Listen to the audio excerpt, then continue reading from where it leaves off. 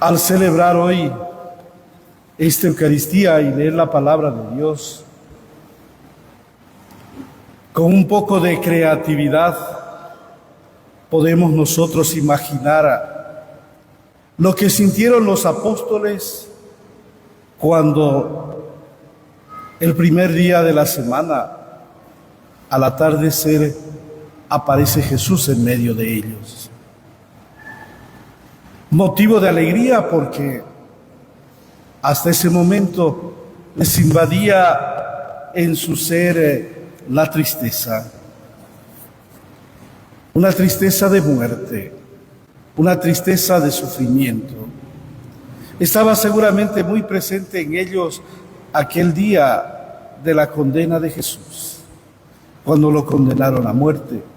Y seguramente la memoria les hacía recuerdo, porque no había pasado mucho tiempo de la subida al Calvario. Y seguramente ellos, al recordar eso, como nos sucedería o como sucedería a cualquier persona, se sentían muy tristes. Queridos hermanos, hemos de hacer por eso memoria que los apóstoles fueron los continuadores de la obra de Jesús. Ellos recibieron el mismo espíritu que condujo a Jesús a liberar de todo a los que eran víctimas del maligno. El Evangelio de hoy relata la aparición de Jesús resucitado a sus discípulos. Ellos, como bien sabemos, fueron los primeros testigos, no de una ilusión o visión, sino de algo real. Y Él, en esa aparición, invita a sus discípulos a constatar con la vista y el tacto que es Jesús mismo, el que fue crucificado y ahora está resucitado. Ellos, que han sido testigos de todas estas cosas, se constituyen por eso en servidores de la palabra de Jesús.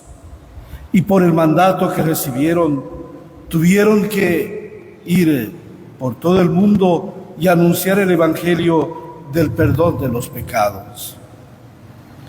Jesús resucitado hace superar el miedo y el encierro de los discípulos. Él se pone en medio de ellos. El Evangelio que hemos escuchado subraya que la presencia de Jesús es real, pero es distinta a la de antes, y que este Jesús es el crucificado. Le mostró las manos y el costado. Se narra que los creyentes de las primeras comunidades cristianas, como hemos escuchado en la primera lectura de Hechos de los Apóstoles, vivían muy unidos en la fe y en las obras. Los necesitados eran atendidos, los pobres fueron los preferidos del Maestro. Mirando a nuestro mundo, ¿cuánto nos hemos alejado de la palabra de Dios?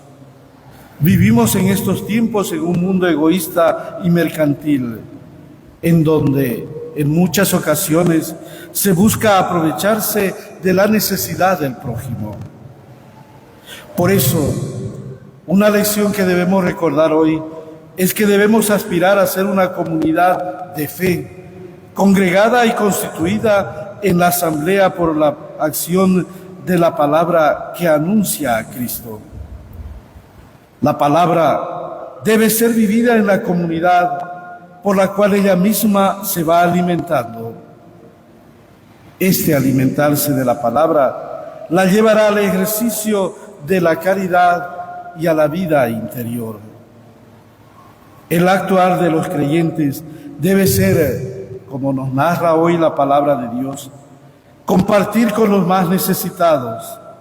Debe ser la aspiración de todos. El ejemplo de las primeras comunidades cristianas es la comunión de fe y amor. Vivir unidos es aceptarse. Amar es lo esencial del Evangelio de Jesús y la señal del verdadero discípulo, antes como ahora. Con el resucitado, bien sabemos, Comienza una nueva creación. Jesús da el Espíritu a los discípulos para que tengan su misma vida. Les da el poder para perdonar los pecados, ser ministros de la reconciliación y transmitir vida del Señor a cuantos se la pidan. Queridos hermanos, nos dice la palabra de Dios hoy, Jesús se hace presente en medio de ellos y les saluda diciéndoles, la paz esté con ustedes. Saludo muy frecuente en las primeras apariciones de Jesús. La paz que debe cultivarse durante toda la vida. Los discípulos, con miedo al verlo, no lo reconocen. Delante de ellos está el Jesús real, pero ellos imaginan que está viendo un espíritu. Jesús le hace superar el miedo y la incredulidad. Les muestra las manos y los pies, diciéndoles, soy yo. Y les manda a tocar su cuerpo y les recuerda que un espíritu no tiene carne ni hueso. Al mostrarle las manos y los pies, ellos pueden ver las marcas en los clavos. Jesús es el mismo que murió en la cruz. Por eso, queridos hermanos, es bueno darnos cuenta que las llagas del Señor Jesús no han desaparecido. Es decir, las llagas de Jesús no desaparecen con la resurrección, porque se ven las señales del crucificado. Pero no solamente la de Jesús, sino que vemos las señales de los crucificados de hoy en el mundo y en nuestro país. En estos días, en nuestro país, se suma por una creciente polarización política que provoca divisiones e inestabilidad económica y social, y con ello se desgastan nuestras energías en confrontaciones que paralizan la construcción de un proyecto común de país que apuesta por la paz y el progreso. Queridos, no se puede ocultar que todo lo que va sucediendo responde a intereses particulares que en vez de servir, buscan servirse del pueblo, ignorando las necesidades reales de la población, cada vez más desamparada y golpeada por la falta de trabajo, la falta de justicia, la ausencia de la salud y la pobreza que aumenta día a día. Como cristianos, es tiempo de apostar por una cultura del encuentro fraterno y de la integración. Nuestra diversidad cultural no puede ser motivo de confrontación, sino una fortaleza y una plataforma para caminar hacia la unidad y encontrar soluciones consensuadas a los problemas comunes. A este problema tenemos por eso que responder con espíritu de justicia y de solidaridad y con instrumentos concretos. Lo triste es ver que lo que nos toca vivir, la situación que vivimos ya se está volviendo cultura y modo de relacionarnos en todos los ámbitos. Si no presionamos, no se nos escucha, o si no presionamos, pareciera que no se hace mucho. Jesús resucitado, como hemos escuchado, comunica la paz y es motivo de alegría. La paz que Jesús nos da no es ausencia de dificultades, pero tampoco es el incremento de los problemas. La paz de Jesús es el bienestar de todos, busca el bienestar de todos. Es una situación plena, es tener la capacidad de decir, yo vivo bien. Pero entendamos también que todos estamos llamados a vivir el perdón y a darlo en nuestro diario vivir.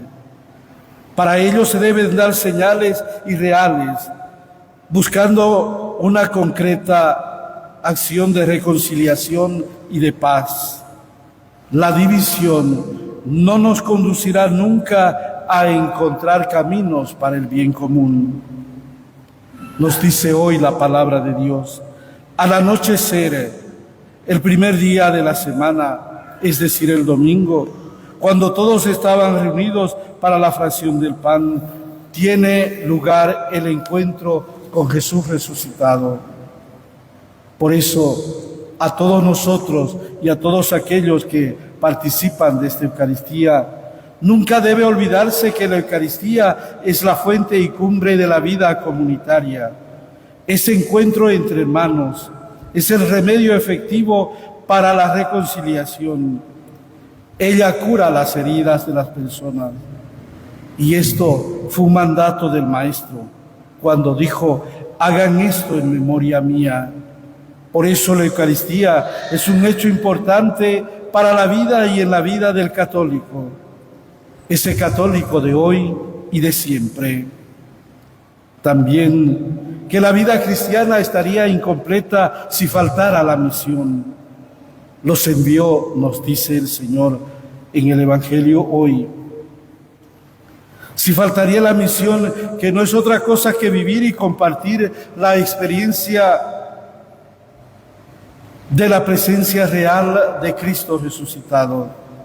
Y la misión no es otra cosa que el anuncio de la salvación de Dios y del perdón de los pecados.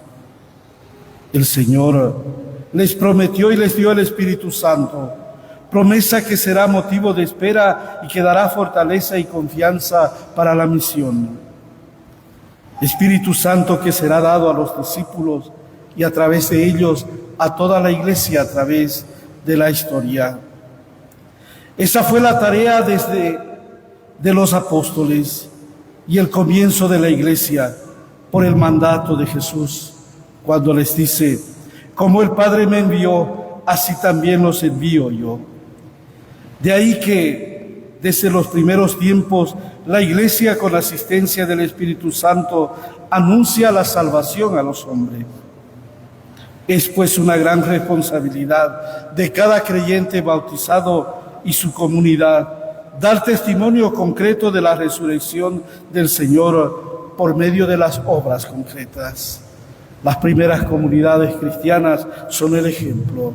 Nosotros estamos llamados a seguir ese ejemplo con nuestra vida y en nuestro actuar cotidiano. Así sea. En el nombre del Padre, del Hijo y del Espíritu Santo. Amén.